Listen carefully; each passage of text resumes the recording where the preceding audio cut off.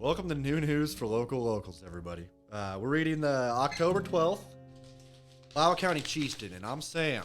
This is the podcast for the new Wallowa County local, and also for the lost locals out there, missing their mountain town and ready to hear some news. Now, we're going to check out the front page and do a quick flip through, but before I go any further, I need to issue a public and humble apologies for laughing last week at the Delmar Stanley obituary.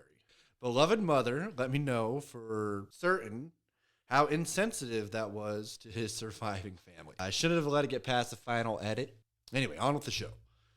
Local news for new locals is proudly brought to you by Haskin BBQ sauce. It's no Haskell with Haskins. You just pour it on your meat. What do we got here? All right. Front page. Governor Kate Brown. Kate Brown, right, Gary? Is front and center, pictured next to the Wallowa County Mayor, Gary Holtz. Holtz, wearing his best sports corral button-up, is showing the governor the damage done to the city of Wallowa during the August 11th hailstorm. It's unbelievable, the main title says. Hail damage to Wallowa leaves Governor Brown astonished, written by Bill Bradshaw. The article states, Governor Brown came to town on October 7th where she talked with about 20 people. She initially saw pictures of the tennis ball-sized hail on Facebook posted by some friends that lived in the area and was like, what the f***, I should go visit. Like any drug-addled liberal, Brown was amazed at the pattern of damage the hailstones left on the west side of the city hall. It's like we just came from a Portland art gallery after the BLM lootings, she said before explaining what an art gallery was to uneducated thimble Mayor Gary Holtz. The governor then asked who the real boss was, and Christy Llewellyn slapped her big dick on the table. She then explained that she was the co-chairman of the Blue Mountain Long-Term Recovery Group and that she would be directing the recovery efforts. So get used to it.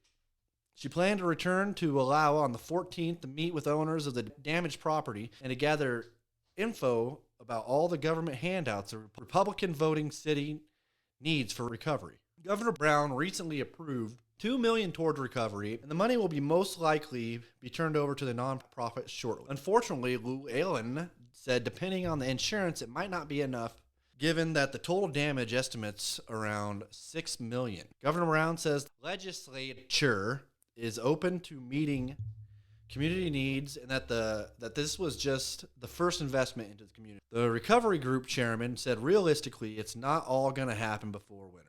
And Mayor Holtz said regardless of the $40,000 donated so far, windows and other construction material are 10 weeks out from being installed and won't be here before winter hits. On a positive note, he got a bunch of t-shirts printed with the phrase, "What the hell was that?" and gave one to Kate Brown before taking her to the city park to play ultimate frisbee and smoke weed with the other liberal elites. Next up is Wallowa County Voices, featuring the openly racist black man and part-time DJ, Mason Walker.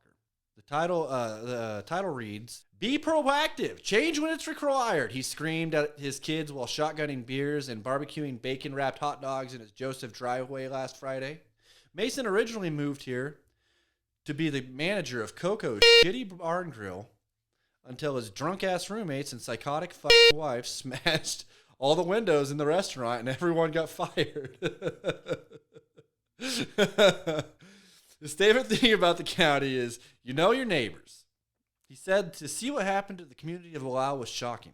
The current member of Joseph volunteer firefighters and went down there to help clean up the debris and wreckage. Walker thinks the job market is the most challenging part of living in the county. There's nothing to sustain people all year long, he said. He also blames the snowbirds, Airbnb, and other seasonal bed and breakfast for all the horseshit rent prices. His advice for new locals: don't be afraid to meet your neighbors. Speak up and be proactive. And last on the front page is safety issues force Cougars to cancel season. Illness, injuries hampered team from the start. Wallowa High School administration and coaching staff decided to cancel the remainder of the season after their third game. They had 2 concussions and another injury after their first game and couldn't play anymore. Go Eagles. The athletic director, Marvin Gibbs, said it was a safety choice. Next year, they will be looking into playing 6-man football, which is a real sport. Now, thanks to our wonderful sponsors at Horny's Corn Dogs. Come on down to see the Sheriff of Cornytown at Horny's Corn Dogs. And remember, sexy bitches love corn dogs. All right, let's get to the quick flip through here.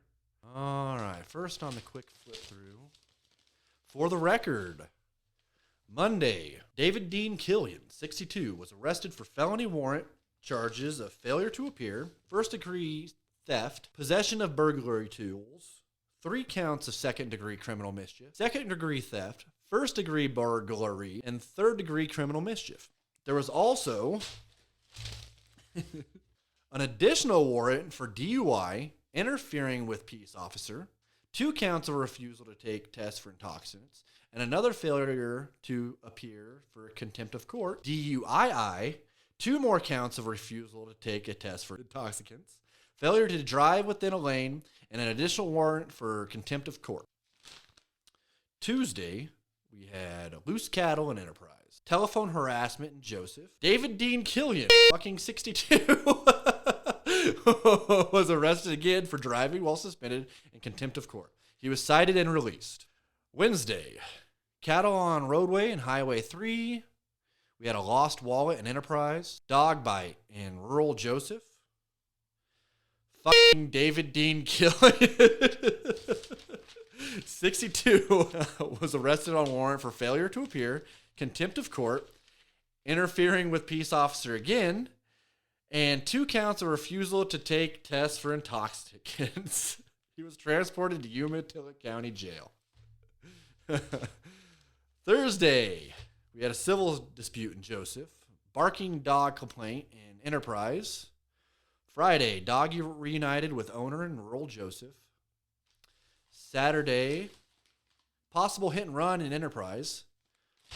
Possible fire in Enterprise. Fire department reported and found a malfunctioning toaster.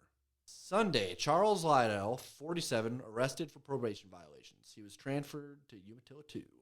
Museum raising money to $19,000. That's a museum on Joseph Street. Right next to, I think, across the street from the hardware store. Write-in candidate Eric Stengel is the best choice for Enterprise City Council, says Lori Butterfield in a letter to the editor. She knows him to be honest, trustworthy, and true. Criminal prosecutors urge yes vote on Measure 114.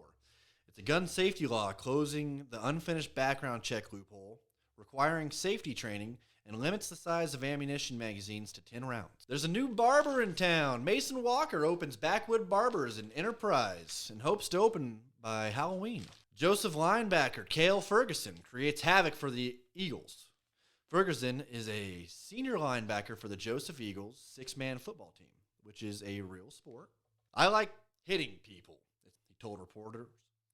Head coach Damian Huff says 6'4", 220-pound Ferguson has made his job 1,000% easier. 4-H radio auction marks 35 years. Enterprise High School is hiring a new choir director. Wallowa County Humane Society's pet of the week is Lightning. She's a long-haired tortie, dewormed, box range, and she loves attention. Her adoption fee is $45. Obituaries. No laughing. Donna James Emsland died. Fred Tippett died. Grace Jean Elliott died. Local sales at Dollar Stretcher, $4.49 for petite sirloin.